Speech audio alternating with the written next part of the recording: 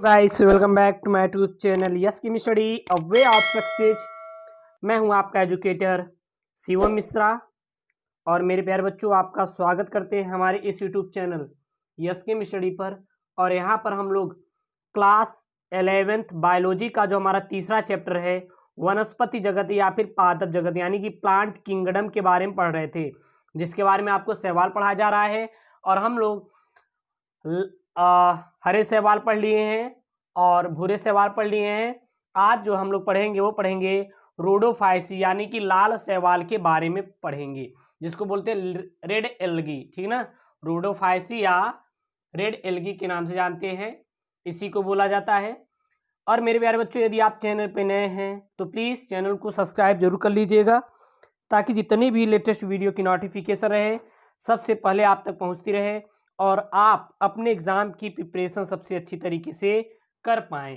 ठीक है ना, चलिए तो इसमें पढ़ेंगे रोडोफाइसी या फिर लाल शैवाल। तो हमारे लाल शैवाल या फिर रोडोफाइसी हमारे होते क्या हैं, तो देखिएगे वर्ग रोडोफाइसी के अंतर्गत समस्त लाल शैवालों को रखा गया है। और रोडोफाइसी कहाँ से मिलकर बना है, तो रोडोफाइसी जो शब्द है वो रोडाफाइटा से मिलकर बना होता है, जिसका मतलब क्या होता है हमारा लाल, तथा फाइटान होता है। ठीक है ना, तो यहाँ पे क्या लिखेंगे, यहाँ पे हम लोग लिखेंगे कि रोडोफाइसी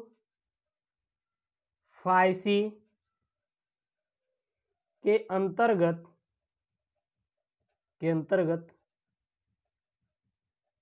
समस्त लाल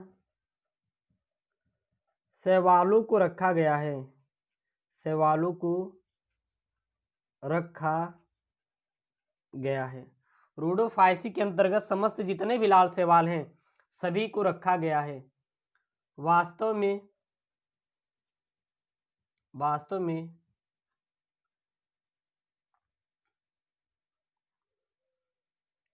रोडोफाइटा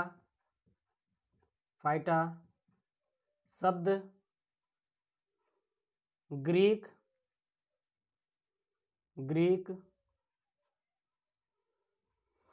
भाषा के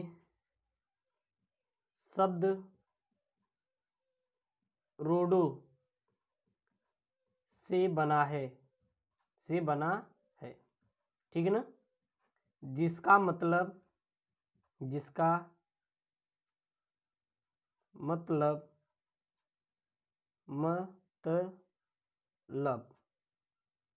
लाल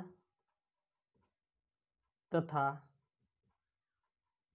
फाइटान यानी कि पादप होता है। तो जिसका मतलब क्या होता है, लाल तथा फाइटान यानी कि पादप होता है। आपको सीधा रखना है कि रोडोफाइसी के अंतर्गत सभी लाल शैवाल आते हैं। और रोडोफाइसी जो शब्द है यह हमारा कहाँ से मिलकर बना हुआ है, तो ग्रीक शब्द के रोडोफाइटा से मिलकर बना होता है। ठीक है ना, यानी कि रोडोफाइसी किससे, रोडा से मिलकर बना हुआ है, जिसका मतलब क्या होता है लाल या फिर लाल तथा फाइटान होता है। इसके बाद आता है हमारा कि लाल शैवालों के मुख्य लक्षण। लाल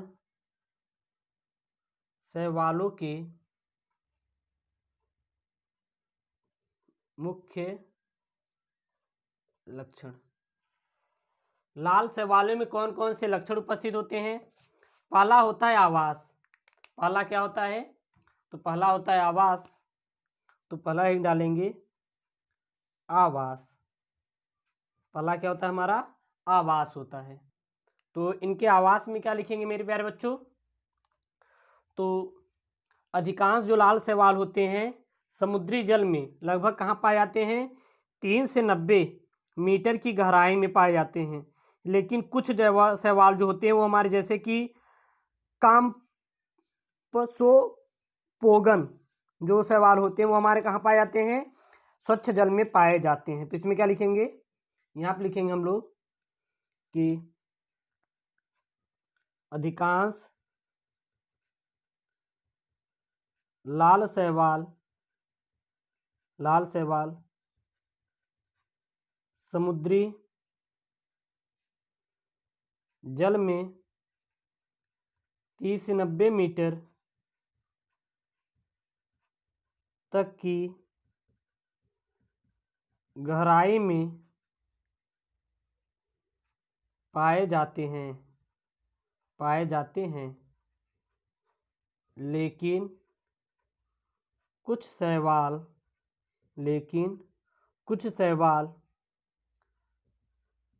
स्वच्छ जल में भी पाए जाते हैं। कुछ हमारे सवाल किस में पाए जाते हैं? हमारे स्वच्छ जल में भी पाए जाते हैं। दूसरा हमारा आता है, वो आता है सुकाय संगठन। क्या आता है हमारा? सुकाय संगठन। दूसरा क्या आता है? सुकाय संगठन। सुकाय संगठन से क्या तात्पर्य है? तो थैलस संगठन विभिन्न प्रकार का होता है और यह हमारा क्या होता है? एक कोश की सिले के लगभग आधा मीटर तक लंबाई तक हो सकता है और कुछ हमारे आकर्षक रिबन जैसे पादप होते हैं, जबकि कुछ हमारे क्या होते हैं?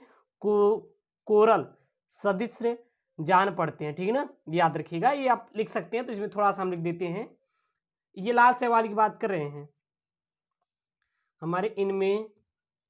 इनमें थैलस संगठन विभिन्न प्रकार का होता है। यह एक कोश की से लेकर आधा मीटर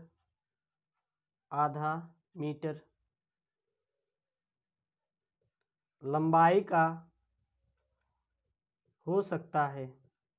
ठीक ना, इनका सुकाय संगठन। अगला क्या आता है? कोशिकीय संरचना। तो कोशिकीय संरचना देखते हैं लाल पादपों की। हेडिंग क्या डालेंगे हम लोग मेरे प्यारे बच्चों?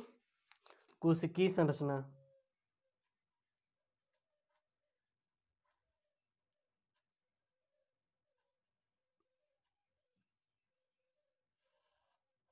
कोशिकीय संरचना देखें तो वर्ग रोडोफाइसी की जो यूकैरियोटिक प्रकार की कोशिकी में पूर्ण विकसित केंद्रक होता है और कोशिका की जो कोशाभित्ति होती है दो परतों से मिलकर बनी होती है। बाह्य परत पेप्टीन से तथा आंतरिक परत क्या होती है? हमारी सेलुलोज से मिलकर बनी होती है। इसको भी आप यहाँ पे लिख सकते हैं। तो चलिए लिख देते हैं हम लोग। क्या लिखेंगे यहाँ पे? वो लिखेंगे मेरे प्यारे बच्चों, वर्ग रोडोफाइसी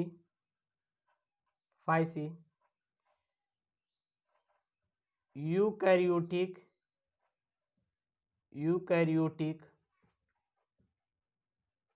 प्रकार की कोशिकाओं में पूर्ण विकसित केंद्रक होता है और इनकी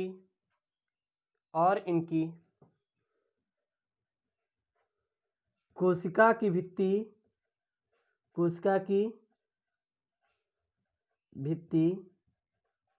दो परतों से मिलकर बनी होती है। कितनी परतों से मिलकर बनी होती है मेरे प्यारे बच्चों? दो परतों से मिलकर बनी होती है। अब कौन कौन से परत हैं उनका नाम भी होना चाहिए। तो जो हमारी बाहरी परत होती है वो हमारी क्या होती है? पेप्टीन की। बाहरी परत किसकी होती है? तो हमारी किसकी होती है? तो याद रखना, पेक्टीन की। और आंतरिक परत किसकी होती है? सेलुलोज की होती है। ठीक है ना। अब हमारा आता है कसाब। चलिए हेडिंग डाल लेते हैं। क्या डालेंगे? हमारा कसाब। ये हमारे लक्षण हैं लाल शैवालों के। कसाब में हमारा क्या हो जाएगा? तो लाल शैवाल अचल होते हैं अतः इनकी कोशिकाओं में कसाब का क्या होता है, अभाव होता है। क्या लिखेंगे हम लोग, लाल शैवाल अचल होते हैं, अचल होते हैं, अर्थात इनमें कसाब का अभाव होता है। इनमें मेरे प्यारे बच्चों कसाब का क्या होता है, अभाव होता है, याद रखिएगा, ठीक है ना। अगला आता है हमारा कोशिका द्रव्य की। अगला क्या है हमारा, कोशिका द्रव्य। तो कोशिका द्रव्य में रंगीन क्रोमैटोफोर पाए जाते हैं और प्रत्येक क्रोमैटोफोर दोहरी कला से घिरा होता है। तो इसमें क्या लिखेंगे, इसमें लिखेंगे कोशिका द्रव्य में रंगीन क्रोमैटोफोर पाए जाते हैं, ठीक ना, क्रोमैटोफोर पाए जाते हैं। और यहाँ पे क्या लिख देंगे, और लिख देंगे कि क्रोमैटोफोर पाए जाते हैं और प्रत्येक क्रोमैटोफोर दोहरी कला से घिरे होते हैं, और प्रत्येक क्रोमैटोफोर दोहरी कला से घिरे होते हैं। दोहरी कला से क्या होते हैं मेरे प्यारे बच्चों, घिरे होते हैं। जो प्रत्येक क्रोमैटोफोर होते हैं हमारे दोहरी कला से घिरे होते हैं। अगला आता है आपका जनन। जनन देख लेते हैं, क्योंकि जनन आपका इंपॉर्टेंट होता है, दे देता है कि जनन किस प्रकार का होता है। तो एक बात याद रखिएगा, लाल शैवालों में जनन कायिक, अलैंगिक और लैंगिक तीनों प्रकार से होता है। क्या लिखेंगे, लाल शैवालों में जनन कायिक, लैंगिक, अलैंगिक तीनों प्रकार से होता है, ठीक है ना, इतना याद रखना। और एक हमारा होता है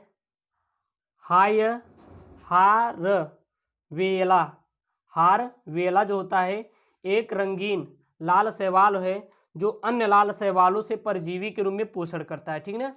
इसको भी लिख सकते हैं, यहाँ पे पॉइंट में है, आप लोग याद रखिएगा, इंपॉर्टेंट में एक्स्ट्रा नोट में लिख सकते हैं, एक्स्ट्रा शॉर्ट नोट में क्या लिख सकते हैं, वो हम लोग लिख सकते हैं कि हारवेला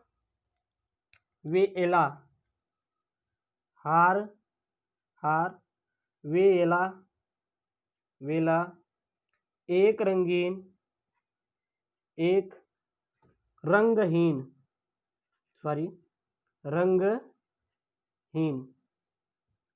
लाल शैवाल है जो अन्य लाल शैवालों से परजीवी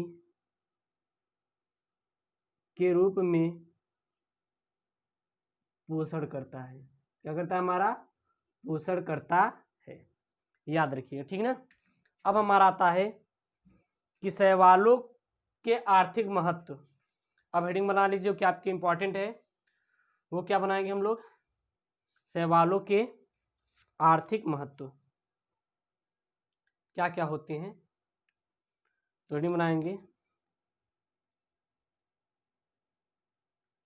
शैवालों के आर्थिक महत्व। शैवालों का आर्थिक महत्व क्या होता है कि इनके शैवालों कुछ लाभदायक गुण होते हैं जिसका उपयोग मनुष्य अपने दैनिक जीवन में करते हैं, तो कुछ क्या होता है, इनके हानिकारक प्रभाव भी होते हैं, ठीक है ना। तो पहला क्या लिखेंगे, पहला लिखेंगे इनका कि शैवालों के लाभदायक गुण, शैवालों के लाभदायक गुण। शैवालों के लाभदायक गुण कौन कौन से होते हैं, चलिए लिखते हैं हम लोग। तो पहला होता है भोजन के रूप में। शैवालों का उपयोग कहाँ पे किया जाता है, शैवालों का उपयोग किया जाता है पहला भोजन के रूप में, भोजन के रूप में। तो शैवालों का उपयोग भोजन के रूप में कैसे करते हैं, तो शैवालों का भोजन के रूप में करते हैं। जैसे कि मनुष्य द्वारा भोजन के रूप में प्रयुक्त किए जाने वाले शैवाल हमारे क्या क्या होते हैं, पोरफायरा, लेमिनेरिया, एलेरिया और आल्वा क्लोरेला जैसे हमारे क्या होते हैं, शैवाल होते हैं कि जो कि मनुष्य भोजन के रूप में उपयोग करते हैं। मनुष्य कौन कौन से शैवाल उपयोग करता है, तो याद रखिएगा क्लोरेला, क्लोरेला हो गया, और क्या हो गया हमारा एलेरिया, और क्या हो गया हमारा लेमिनेरिया, लेमिनेरिया, ठीक है ना। और हमारा क्या हो गया अल्वा, क्या हो गया अल्वा, और हमारा क्या हो गया पोरफायरा, पोरफायरा इत्यादि जो सवाल होते हैं मनुष्य भोजन के रूप में करते हैं।